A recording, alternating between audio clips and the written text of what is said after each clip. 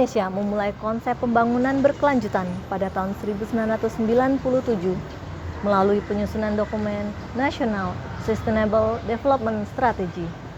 Kota Jakarta memulai babak baru dalam agenda pembangunan universal.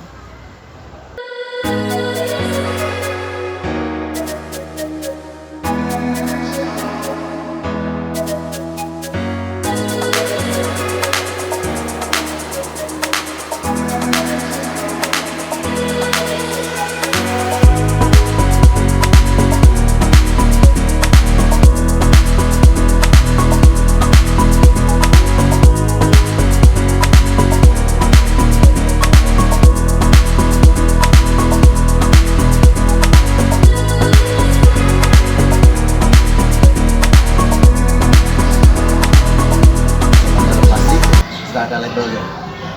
Nah, nanti hasilnya akan kita pasang di mungkin sekitar utara dari gedung.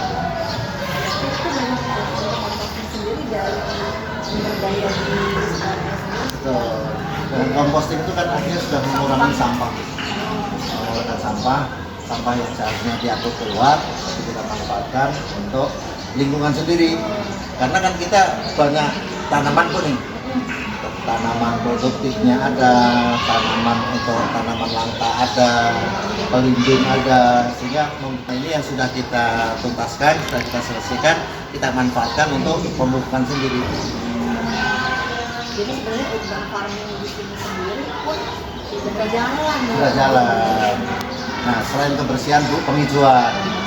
Penghijauan ini dari awal yang tadi saya sampaikan 2019 ini gersang sama sekali.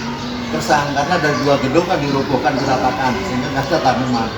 Kemudian kita menjalin kerjasama dengan prioritas dari Pak Camat karena melihat lokasi yang sangat luas, kemudian juga rawan banjir dan sebagainya, maka di sini difokuskan untuk 25 sumur resapan. Nah, dengan sumur resapan ini dengan sendirinya langsung bisa menanggulangi terkait dengan banjir.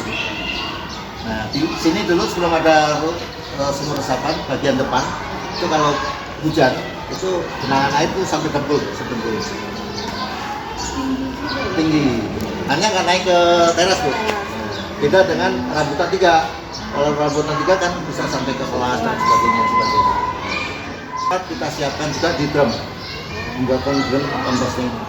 Nah, yang nggak bisa kita lakukan untuk composting berarti kita angkut keluar kerjasama dengan LH.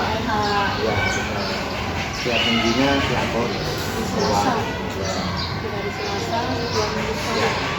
Nah, terkait dengan sampah non organik, ada kardus, ada botol aqua, gelas aqua, itu kita sudah punya tim dari orang pengurus.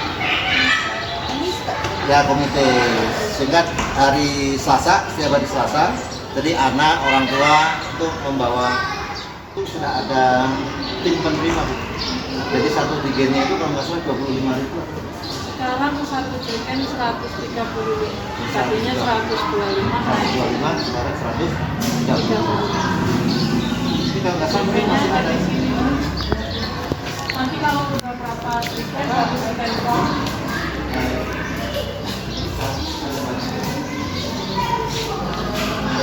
Roda ekonominya dapat di sini. Iya, betul. Tanah bentuknya dapat. Secara nggak langsung sebenarnya Bapak sudah menerapkan sosial sirkular. Betul, iya. Itu ada di bawah banjir bungkusnya itu nanti ke masyarakat kita memilahnya begitu. Jadi pemerintah ini membenarkan karena kan kita cuma satu, polusi udara, polusi sampah. Nah, untuk hasil keuangannya ini kan satu digen 125. Ini kita perkiraan satu saudara khusus masyarakat dan penimbalannya untuk kegiatan.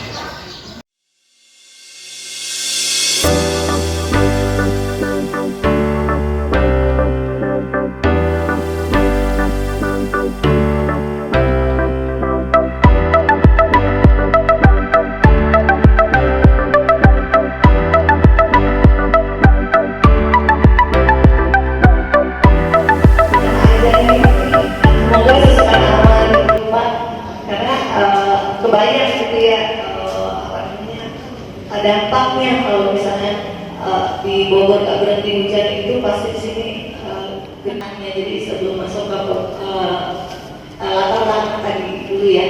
Jadi lahan di Jabodetabek ini petanya ya, bahwa yang menurut di Jakarta ini terjadi penurunan tanah. Walaupun memang di Jakarta Timur itu nggak ada ya, rata-rata sih di daerah pesisir. Dan kebetulan waktu saya kemarin bikin tesis ya, saya ini pembangunan berkelanjutan menurut ukur undang-undang tidak berhenti pada kata pembangunan saja sekarang itu. Kenapa harus berkelanjutan? Karena kita harus memikirkan generasi setelah kita. Kita itu tinggal di bumi yang sama, buminya segitu-gitu, tanah Jakarta segitu-gitunya. Tapi ternyata yang lahir banyak sekali. Jadi faktor ekonomi, lingkungan hidup dan sosial itu saling, kalau enggak gimana gitu. Ya ada yang sedang pembangunan ya. Jadi faktor ini Jakarta kan metropolitan ya, pusat perekonomian, kalau bukan tadi ekonomi faktor ekonominya. Nah, pencemaran itu ada banyak, ada beberapa gitu, ada sampah. Ini sampah kalau dikumpul-kumpulin jadi banyak begini ya Pak ya. Nggak kebayang saya baunya. Di rumah aja kalau misalnya tong sampah lagi mogok gitu, misalnya lebaran gitu ya, sekali 2 hari Bantar Gebang itu setiap tahunnya itu meningkat. Jadi di data tahun 2021 per harinya itu masuk 7.223,83 ton. Itu sebanyak apa ya sehari? Itu untuk sehari Dari Jakarta. Dari Jakarta ada. Kalau dikumpulin beberapa hari, bulan, nggak heran ya kita tuh setinggi gedung 16 lantai. Sampah yang udah masuk itu udah mencapai 39 juta ton, udah 80% dari kapasitas. Makanya kalau misalnya TPST Bantar Gebang ini benar-benar nggak bisa menampung semua sampah, yang sekarang jadi wacana itu adalah salah satu pulau reklamasi yang kemarin pulau sampah, cuman memang belum fix. Nah, terus dengan banyaknya sampah tadi, apa aja sih yang bisa kita lakuin gitu ya?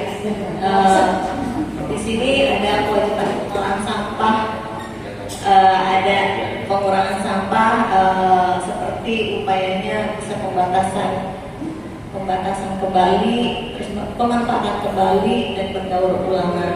Untuk penanganan sampah bisa dengan upaya pemilahan, dipilah dari masing-masing rumah tangga, lalu dikumpulin, lalu diolah, diangkut dan pemrosesan akhir yang mungkin yang sudah berjalan di Bapak Ibu ya, bank sampah itu ya, mulai dari rumah tangga masing-masing rumah itu dipilih, lalu dikumpulin sama petugas bank sampahnya, lalu dipilih-pilih lagi di sana, lalu diolah, ada yang bisa jadi pupuk, kompos, gitu, ada yang lain-lain.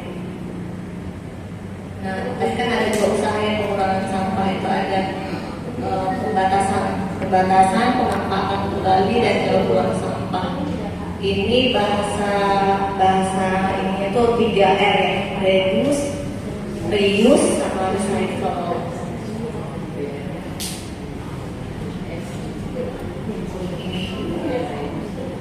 Mengurangi sebenarnya usaha yang paling ada di apa ya di kita kejar itu sebenarnya di reduce-nya, kurangi sampah dari sumbernya. Jadi makanya ada program apa namanya bawa kantong plastik bawa ini sendiri goodie bag gitu ya, jangan ya itu jadinya kita dengan harapan kita dengan menggunakan goodie bag yang ramah lingkungan jadi berkurang itu sampah-sampah plastiknya. Jadi dari sumbernya itu memang sudah ditekan gitu. Jadi angka yang keluar, sampah yang keluar itu otomatis jadi akan menurun sendiri kalau dari sumbernya sudah ditekan. Harapannya seperti itu. Reuse itu adalah menggunakan kembali, sama tadi kayak tumbler gitu ya. Jadi botol aqua sekarang kalau bisa ya bawa tumbler masing-masing gitu. Recycle mendaur ulang ya, jadi misalnya ada yang dari plastik itu mungkin bisa dibikin. Nah tadi kan pencemaran sampah dan limbah ya. Nah ini pencemaran udara, betapa banyaknya asap-asap di Jakarta ya, dari kendaraan, dari pabrik. Makanya sedang digalakkan apa namanya listrik itu ya Pak ya, mobil listrik, bus listrik. Harapannya itu tadi sebenarnya mengurangi emisi gas karbon yang ada di udara. Tapi ternyata teman-teman masalah, ternyata harganya mahal ya, sangat mahal, masih sangat mahal. Jadi ya masih hanya pencemaran air. Ini ada air limbah domestik, limbah cair industri, jadi air buangan dari aktivitas mandi, cuci kaku. Lalu apa yang bisa kita lakukan gitu untuk mengatasi permasalahan-permasalahan tadi? Ini adanya perlindungan dan konservasi, pencegahan kerusakan dan antisipasi perubahan iklim. Nah, penerapan perilaku ramah lingkungan hidup ya, PRLH. Nah, ini diantaranya ini sebenarnya kita usahakan sendiri di rumah. Usahakan sederhana di rumah. Tetap aja kalau misalnya sumber sampah memang diameternya agak lebih gede ya. Jadi kalau misalnya memang halaman kita kecil, lubang biopori sudah cukup, mungkin beberapa titik kali lubang biopori ya. Nah selain konservasi air, itu ada konservasi energi. Energi di sini salah satunya itu solar ya, solar cell. Kemarin waktu problem itu ada rumah yang udah punya solar cell sendiri ya. Enak ya, udah nggak bayar-bayar tiap bulan. Cuma memang ternyata modal di awalnya cukup gede, tapi itu sudah merupakan upaya sendiri untuk dalam upaya konservasi energi, karena fosil kita itu lama-lama akan habis, kayak batu bara gitu ya, diambil terus itu males keluar rumah karena udara nggak enak, penghijauan yang nggak ada, jadinya ya udah, saya jadi nggak pulang kampung Pak.